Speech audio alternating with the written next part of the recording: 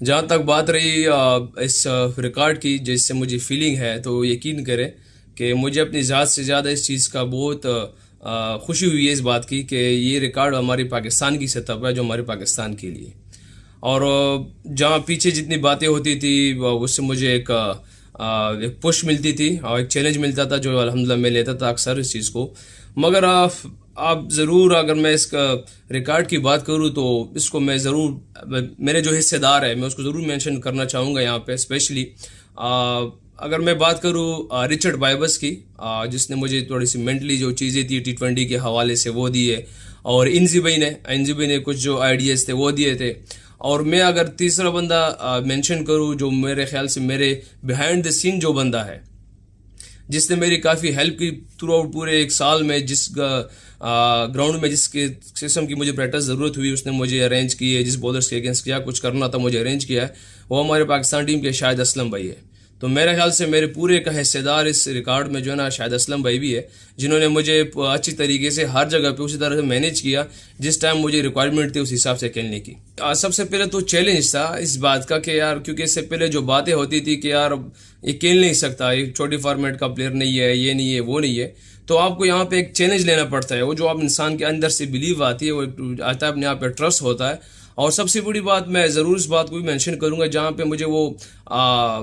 मौका मिला था ओपन पे, जो मैनेजमेंट ने मुझे जो फैसला किया ओपन पे जाने का, तो वो मुझे सूट कर गया। और वहाँ पे ना बेसिकली वो एक जगह थी मेरे मेरे जहन में भी यही थी कि यार लोगों ने मुझे मौका तो दे दिया आज, और ये एक मौका मेरे पास है, अगर इंशाल्लाह मैं अपने आप को प्रूव कर सकूँ, जो चीज़ें मेरे अंदर से है उसको निकाल सकूँ, तो अल्हम्दुलिल्लाह वो एक जगह थी मेरे लिए जो टर्निंग पॉइंट था। और फिर अल्लाह पाक ने वहाँ पे मेरी मदद फरमाई, तो अल्हम्दुलिल्लाह एक वहाँ पे एक मोमेंटम बना मेरा, और जिस तरह अल्हम्दुलिल्लाह चला रहा है अल्लाह पाक आज भी चला रहा है। ये खामोशी के उसमें था सारा कुछ, पता ही नहीं चला। मैं भी तो बताना नहीं चाह रहा था, मगर बहरहाल जो हालत थी थोड़ा सा अजीब सी हालत थी, क्योंकि जब मैं हॉस्पिटल जा रहा था जिस टाइम फैमिली भी मेरे साथ थी होटल में, तो मैंने कहा, मैं सिर्फ यही कहा कि मैं नीचे जा रहा हूँ ECG के लिए होटल में इसी में। मगर बहरहाल वो जो हॉस्पिटल गए तो मेरी बिल्कुल सांस रुकी हुई थी, और दोनों जब डॉक्टर ने कहा कि इसके दोनों ट्यूब्स जो थे वो खुराक वाली सांस वाली दोनों बंद हो चुके थे। हालांकि फिर वो मुझे कुछ बता नहीं रहे थे, क्योंकि उसने कहा कि सुबह तक ठीक हो जाओगे, चले जाएंगे। फिर जब थोड़ा से दोपहर का टाइम हुआ तो फिर उसने कहा कि आप शाम को चले जाएंगे।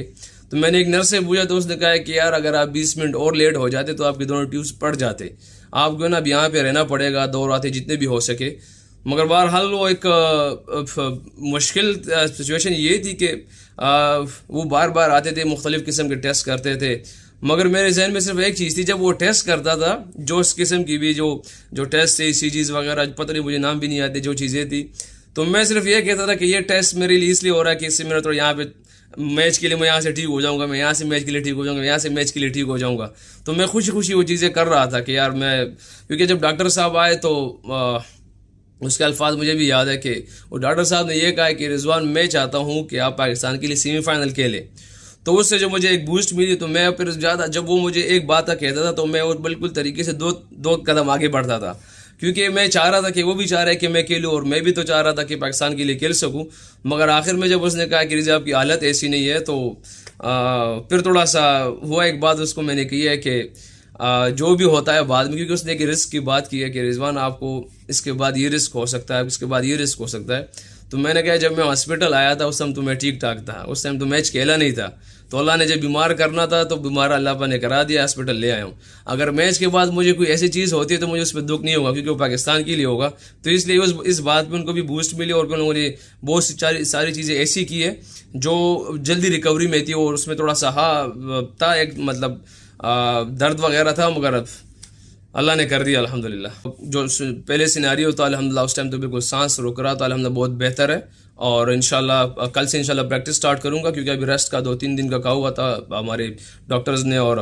फिजियो ने, तो अल्हम्दुलिल्लाह अभी रेस्ट किया, कल से इंशाल्लाह प्रैक्टिस स्टार्ट करूंगा। जहाँ तक पिलो की बात है, तो ये तकिया बेसिकली मेडिकेटेड पिलो है, और मेरा आपको पता है कीपर का हमेशा से थोड़ा सा गर्दन का मसला रहता है, क्योंकि ऊपर नीचे बैठना होता है, हेलमेट फील्डिंग में भी पहनी रहती है, अगर बैटिंग है तो फिर भी हेलमेट पहना रहता है, जिसकी वजह से गर्दन जो है ना बिल्कुल सुकड़ सी जाती है और टाइट हो जाती है, जिसकी वजह से ये मुझे मेडिकेटेड पिलो जो है ना लोगों ने रेफर किया, इसकी वजह से मुझे काफ़ी सुकून होता है रात को सोने में। और क्योंकि आपको पता है कि ऑब्वियसली जहाँ हमें रिकवरी ज़रूरत होती है, तो रिकवरी में नींद हमें काफ़ी ज़रूरी एक ऐसा अहम है जिससे हमारी रिकवरी बहुत जल्दी होती है। तो इसलिए मैं इसको कैरी करता हूँ। और सम टाइम तो ये नज़र इसलिए आ जाता है कि वो एक रात भी मैं उसको मिस नहीं करना चाहता कि यार एक रात का चांस लूँ और इसको मैं बैग में डाल के भिजवा सकूँ। मगर मैं चाहता हूँ कि नहीं, अगर मैं हाथ में पकड़ के ले जा सकता, थोड़ी सी मशक्क़त ले सकूँ इस टाइम, तो मेरे आगे की रिकवरीज अच्छी होगी और मैचेस खेल सकूँगा। तो इसलिए मैं उस एक टाइम के एक रात को भी चांस नहीं लेता इस पर। कुछ चीज़ें ऐसी होती है, अगर आप पीछे वर्ल्ड कप की बात करें, मैचेस की बात करें, तो पावर प्ले की अगर बात आ जाती है तो आप देख लीजिएगा कि ये हमारी एक स्ट्रेंथ है। और मैं नहीं कह रहा, बल्कि जितने भी यहाँ पे वर्ल्ड कप में जितने भी कोचेज आए थे, स्टार जो प्लेयर्स थे, एक्स प्लेयर्स, वो सारे यही कह रहे थे कि पाकिस्तान की स्ट्रेंथ यही है कि जो उनके मेन अटैकर जो थे मुखालिफ के अपोनेंट के, ये उनको विकेट नहीं देते, हाथ में रखते, फिर एंड में 170 160 जो दुबई इस कंडीशंस में जो कर लेते हैं, जो सबसे मुश्किल वगैरह होती है। मगर मेरे ख्याल से हमें एसेस करना चाहिए कंडीशंस को। हाँ, मैं मानता हूँ कि उस तरह पावर प्ले नहीं हुआ जिस तरह होना चाहिए, मगर आप देख ले, तो अगर आप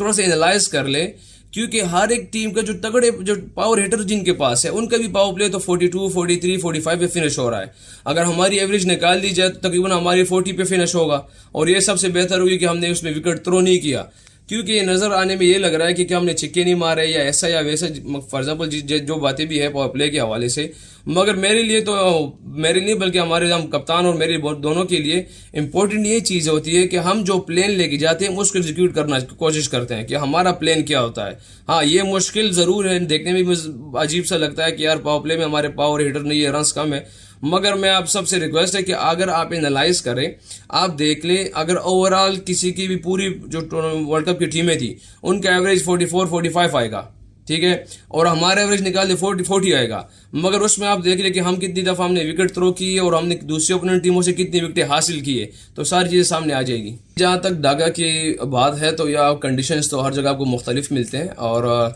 क्योंकि जो वर्ल्ड कप से पहले का सिनेरियो था, यहाँ पे तो काफ़ी ग्रिप कर रहा था, स्पिन कर रहा था, टर्न कर रहा था, सब कुछ चीज़ें ऐसी थी जो ऑब्वियसली बहुत मुश्किल थी। मगर अब इंशाल्लाह देखते हैं, कल जाऊँगा ग्राउंड पे, देखेंगे, एसेस करेंगे कि क्या इन लोगों ने क्या प्रिपरेशन की है पिच के हवाले से और क्या है चीज़ें। क्योंकि हम अपने आइडिया से कह सकते हैं कि यहाँ पे स्लो होगा, ग्रिप कर रहा होगा, बॉल रुक रहा होगा, ये सारी अपने आइडिया से कह सकता हूँ। मगर कल जाऊँगा तो इंशाल्लाह एसेस करके बहुत चीज़ें सामने आ जाती है। जैसे मैथ्यू हेडन है, मतलब आप उसके देखिए जी, स्टेज पे कोई आपका बल्ला नहीं पकड़ सकता, ना कोई आपको ऐसी चीज़ें बता सकता है जिसमें आपकी जिसमें बहुत सी तब्दीली आ जाए। मगर इस स्टेज पे आपको जो ना ऐसी चीज़ें बताता है इंसान, जिसकी वजह से आपको जो है ना एक क्लू मिलता है। जैसे अगर आप इससे पहले हमारे यूनुस भाई थे, यूनुस भाई से 2-3 क्लू मुझे मिली थी जो मेरे ख्याल से मेरे करियर में काफ़ी मदद की उसमें आगे जाने में। और अल्हम्दुलिल्लाह स्टिल मैं उसको उन चीज़ों को फॉलो कर रहा हूँ जो यूनुस भाई से बताई गई थी मुझे। सेम इस तरह भी मैथ्यू हेडन ने ऐसी चीज़ें बताई, बल्कि वो मेरे लिए तो नहीं, मेरे ख्याल से मैं पूरी जो पाकिस्तान टीम के बैटर्स थे, जिन लोगों ने वो अगर पिक की होगी तो उनके करियर में वो काफ़ी मददगार होगी उनके लिए। तो ये एक स्टेज आता है कि हर स्टेज पे आप हर एक एक्स प्लेयर से जो अब उनका अपना एक्सपीरियंस हुआ होता है, वो चीज़ें आपसे शेयर कर रहे हैं, जिसकी वजह से आपको 2-3 चीज़ें मिल जाती है, तो आपकी करियर में काफ़ी